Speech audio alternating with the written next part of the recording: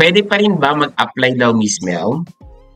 Hi, pwede pa rin po ba mag-apply ng student visa kahit may refusal before?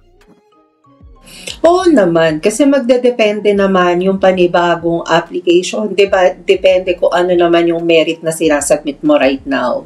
So, kung sakali naman na hindi ka nabigyan ng band before for misrepresentation, then definitely, pwede ka mag-reapply. So, ito yung kagandahan, Miss Mel, na for me, if you are a startup, magsisimula ka pa lang sa Canadian Dream mo, I would suggest to have a consultation with Miss Amelia or any licensed consultant. At least, from your day one na nag-a-apply ka, mag-guide ka ng maayos para maiwasan tong mga refusal. Miss Mel, if ever naman I'm international student, ano yung typical reasons of refusal? Para at least kahit pa paano magkaroon ng idea, maiwasan, or alam mo ma-prevent. Merong mga iba't ibang factor right now of refusal. Una, nandiyan yung financial. Talaga bang kakayanin mo mag-aral dito sa Canada with your financial status? So, ano ibig sabihin nun? May kakayahan ka ba talaga makapag-aral internationally? Second thing is, ano ba yung iyong intention? Bakit dito ka nga sa Canada mag-aaral? Wherein po pwede mo rin naman i-take yung mga subjects na yan o yung course na yan sa Pilipinas. So, kailangan mo mai-align na may advantage para sa career mo ang pagpunta mo dito sa Canada. Not only because gusto mo lang makarating ng Canada, kung hindi, paano makakatulong itong background mo na to o itong pag-aaralan mo sa Canada if ever na bumalik ka o umalis ka ng Canada. Thank you very much, Miss Mel. Maraming salamat to Miss Mel. At least you have idea on how to strengthen your application, di ba? Sabi nga natin dito mismo sa community, strategic planning is the key to success. So you need to have plan.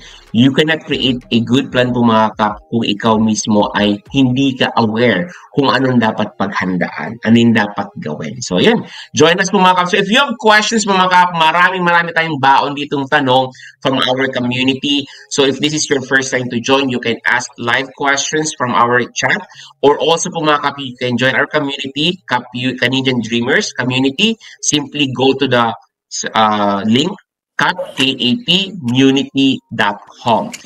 And that's it for today, Pumakap. Thank you very much for joining us, Pumakap. Before we end this video, we would like to invite you, Pumakap, to join our growing community, Canadian Dreamer Community. On this community, Pumakap, you will have an opportunity to access the following. You will able to join our weekly webinar, Pumakap, plus our 5 days immigration success, and also we have an exclusive immigration bootcamp. You will able to learn express entry, provincial nominee, or AIP, or how to find job offer here in Canada. You'll be able to access also our real success stories to give you more inspiration. So we strongly suggest mga kap, if you are dreaming to study, immigrate, work in Canada, I strongly suggest to join our growing community, Canadian Dreamer Community, mga kap. The link is in the description below, or simply type in the comment section, access, and I'm going to send directly this link to you, kapunitycanada.net. Thank you very much mga kap, and signing out. Maraming salamat mga kap, and see you here in Canada.